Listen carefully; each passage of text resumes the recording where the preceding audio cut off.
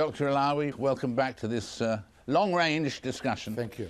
Close in content, but a little Thank you. distance in length and so on. We were just talking there about breaks and changes that there might be, and one of the things that you were really talking about there is that the big changes that have got to come.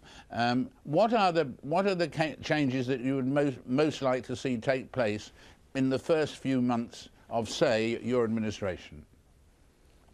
I think it is very important to focus on the security of the country, including changes in the structure of the armed forces and of the internal security apparatus.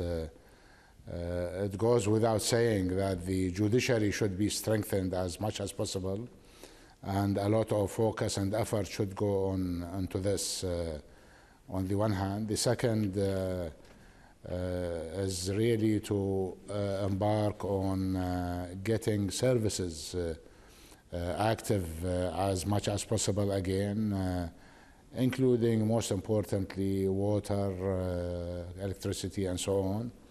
I think those are very important issues, and I think, frankly, to start reducing unemployment and so on. But the overall situation should be marked with a significant improved security. Have you got any sign yet that there is possible to have a better relationship with Iran, or is that going to be a problem for some months or even years? Or is it possible there could be a better relationship with Iran towards Iraq? I think it's still problematic. However, I think the Iraqi foreign policy should be based clearly on trying to develop mutual interests, trade and economy and culture and so on. And secondly, it should be also very clearly based on the respect of sovereignty and non-interference in internal matters. This is one of the very difficult obstacles that we need to cross, we need to address. I think this is really not a bilateral problem between Iraq and Iran. It's a regional problem. I think the region should be and must be involved. I think this involvement should be better under the auspices of the United Nations.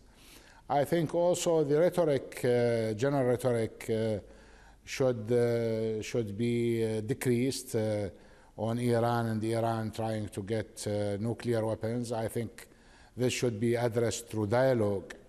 I guess Iraq could play a very significant role, a strong Iraq, a unified Iraq, a very clear foreign policy by a government, a strong government of Iraq, could play a significant role in bridging the gap between Iran and the rest of the world. I think this is doable. At least it's worth trying. But we need to settle the bilateral problems between Iraq and Iran. And this should be in the heart of the foreign policy of the new government.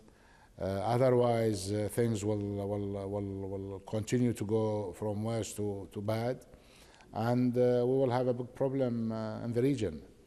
That's why we need to address this issue, and I think the new government should address this issue. And in fact, that obviously is the very, very subject you're talking about. The relations with Iran are the most probably likely to be the most urgent problem when your government gets underway. Yes, I think it is urgent. It's very urgent, as a matter of fact, because you can see, Sir David, it's now becoming an international issue, the nuclear capabilities of Iran and so on, and the sanctions. And this is also casting, by the way, a lot of problems in the region and into the region, and creating a very tense region, which is already tense. The region is already tense, and as you know, there is a severe conflict between extreme forces and moderate forces in the whole greater Middle East. And this is frankly, this is how things are occurring, unfortunately, and that's why we are finding a lot of tense area areas in the Middle East, from Afghanistan to Somalia to the Western Sahara, and I think Iraq lies in the heart of this. And we should be all, including Iraq, thinking of creating an axis of moderation in the heart of the Middle East to be able to combat extreme forces. And this axis of moderation, where I think Iraq should be incorporated and a strong government, should take into account talking to Iran and trying to make sense with Iran and to create the right environment for stability and for security, where Iran needs to understand that to respect the neighbors is very important, and the neighbors to respect Iran is very important. And this is, the tension should be replaced by economic trade and so on between these countries. They have to strike a chord in that way, don't they? This is a must, and this is where I believe as I said, is the task of the government.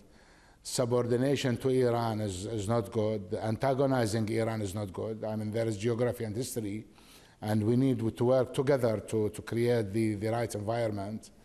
And there should be a good, productive economic, trade ties, cultural ties between the neighboring countries and Iraq. And this is the way and route, I think, to start changing the environment from a tense, conflicting environment into a much more stable environment that everybody can live and let live and base their actions and their relations on this. I believe also there is a great interest for Iran itself. By the way, given the dynamics that are changing inside Iran, there is a lot of interest for Iran to create stability now in the region. It's not in the interest of Iran to ferment problems and create tensions. I think this is the route. This is where we could and should build trust between our countries and work together with hand in hand with the international community, David. That absolutely strikes a chord with everybody, and you've said so many important things in the course of our conversation today, and we look forward to continuing it. Perhaps next time when you're in Europe or you're in the UK, we look forward to carrying on this dialogue that we started 5 years ago. It will be a pleasure, David. In a minute, as the Football World Cup draws ever closer, I'll be joined by the captain of the host nation, which is, of course, South Africa.